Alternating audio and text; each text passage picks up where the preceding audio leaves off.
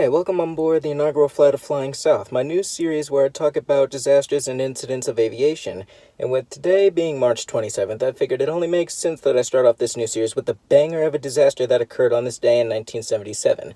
So I'd appreciate if you all fasten your seatbelts because I just turned on the fasten seatbelt sign as we prepare to take off into what y'all need to know about the Tenerife air disaster.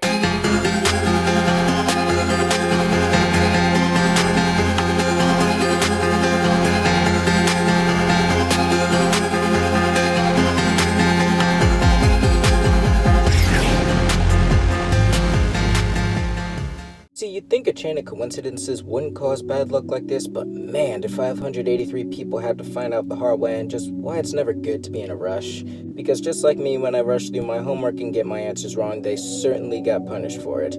Anyway, let me introduce you to the cast of this disaster. We've got KLM 4805, registration PHBUF, or PHBUF, as I personally like to call it, operated by a crew of 14 carrying for 234 passengers. And then we've got Clipper 1736, registration N736PA, carrying 380 passengers being looked after by a crew of 16.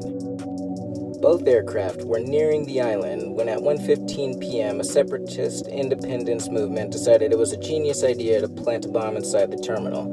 From this moment on, everything just started to fly south because this was just the spark of the chain of coincidences I was talking about earlier.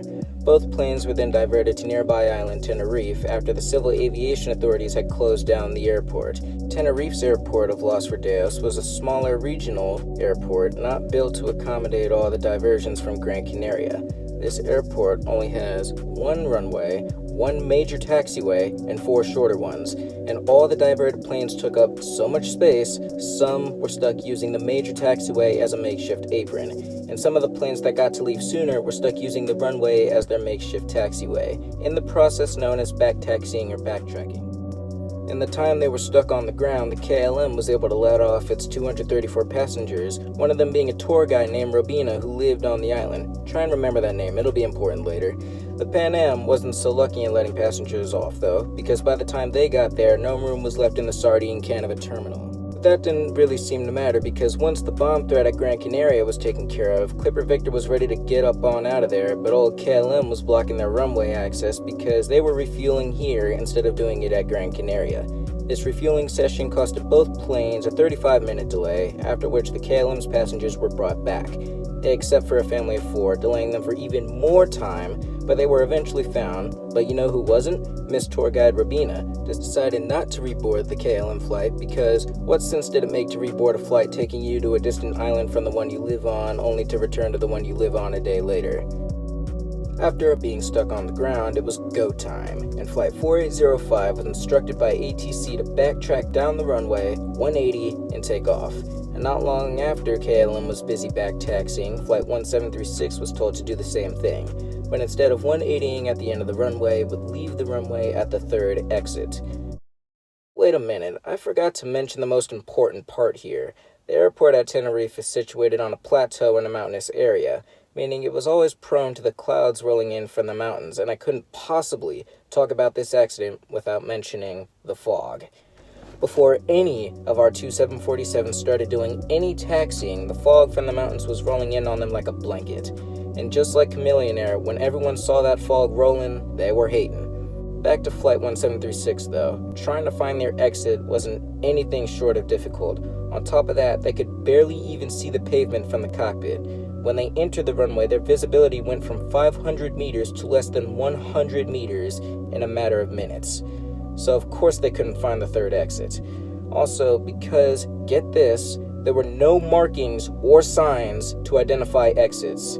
But then also, if they were to use the 3rd exit anyway, it wouldn't have helped because the Airline Pilots Association actually deemed the 148-degree turn the crew would have had to make as impossible. So instead, the crew proceeded to the 4th exit because it only required 2 35-degree turns. The KLM crew, though, was lucky on a relatively opposite side of the spectrum because they managed to complete their 180-degree turn in relatively clear weather. Not completely clear, but relatively. And now this is where the scene is set up for the grand finale. Almost immediately after the KLM completed the turn at the end of the runway, the captain throttles it up, only to the disapproval of the first officer, who had reminded him they did not yet receive their clearance. The first officer then went on to request their clearance, only for the captain to throttle up, again, in the middle of receiving instructions of what to do after takeoff. And this time, the first officer said nothing. And remember, there's still another plane on the runway when this is all happening. And now for the biggest piece of bad luck possible. The Pan Am crew had heard the conversation between the KLM and the tower, and the Pan Am first officer had radioed in saying, "We're still taxiing down the runway, Clipper 1736, while at the same time the tower to the KLM had said, "Okay, stand by for takeoff, I will call you." These two simultaneous messages caused a high-pitched sound in both cockpits known as a heterodyne, and because of the heterodyne, neither message was fully heard or understood.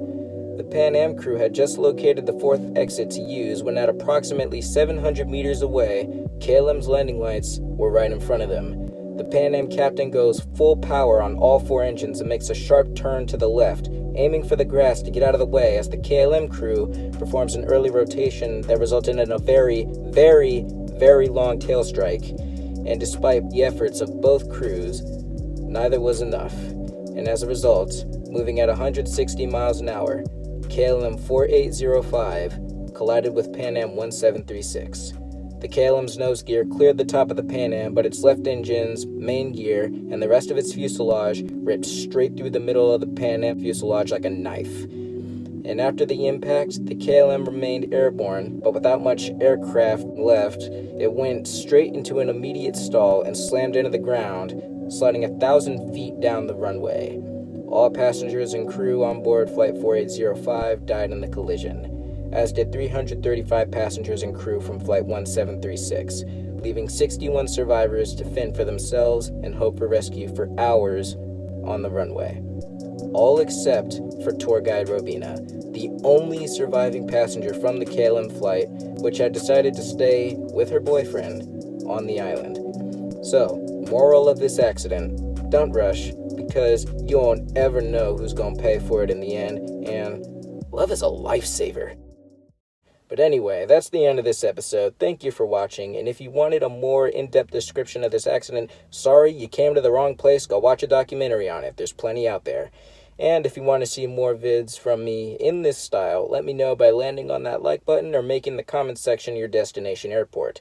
Also, quick side note, today marks the 45th anniversary of the Tenerife accident. Rest in peace to our 583 lost souls. And with that being the case, we've arrived at our destination. The fasten seatbelt sign has been turned off, and you guys can now deplane. So I'll catch y'all like a rarity on the next one.